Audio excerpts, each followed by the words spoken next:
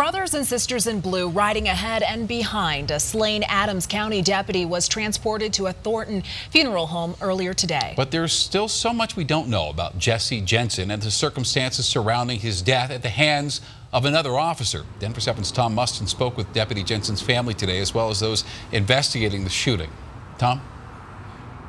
Well, Shannon, the body arrived here about an hour ago, escorted by about a dozen vehicles from the Adams County Sheriff's Office and several family members. A lot of those family members are still inside right now. They tell me it's a very emotional scene in there right now. But the question as to what exactly happened on the night the deputy died still remains. I was just shocked. Elizabeth Ayala is still looking for answers after the death of Adams County Deputy Jesse Jenson. I mean, when one officer shoots another officer, it makes you, there's more behind it than what we think. The 41-year-old deputy was shot and killed by a LaSalle officer after allegedly speeding with another vehicle while off duty at up to 90 miles an hour. Deputy Jenson stopped at 42nd and Highway 85 in Evans when he was shot by the other officer. Elizabeth lives across the street from the LaSalle police station.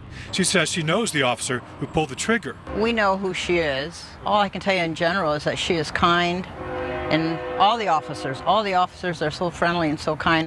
Questions about what led to the shooting are still unanswered. Was it a case of mistaken identity? Greeley police are not saying. It's a very tragic situation, not only for law enforcement, but the families of everyone involved. A family member of Deputy Jenson's spoke to us by Facebook. She said she didn't want to be identified, but said, quote, "He was doing the right thing, still being a cop that night. He always did the right thing." She went on to say, "He spent his life, his career, trying to keep us safe." Elizabeth says it's hard to speculate on what happened until the facts come out. I believe the LaSalle police did what they are supposed to do, like I think they always do. Until we know the real story, there's nothing you can really do, And as the details about the tragedy unfold, Elizabeth says her heart is breaking for everyone involved. I'm praying for them both. I'm praying that for his family, and I'm praying that she will, come out of this. She probably did what she had to do, whatever that was. Still a lot of questions tonight. Meanwhile, the funeral date for Deputy Jenson has not been yet set.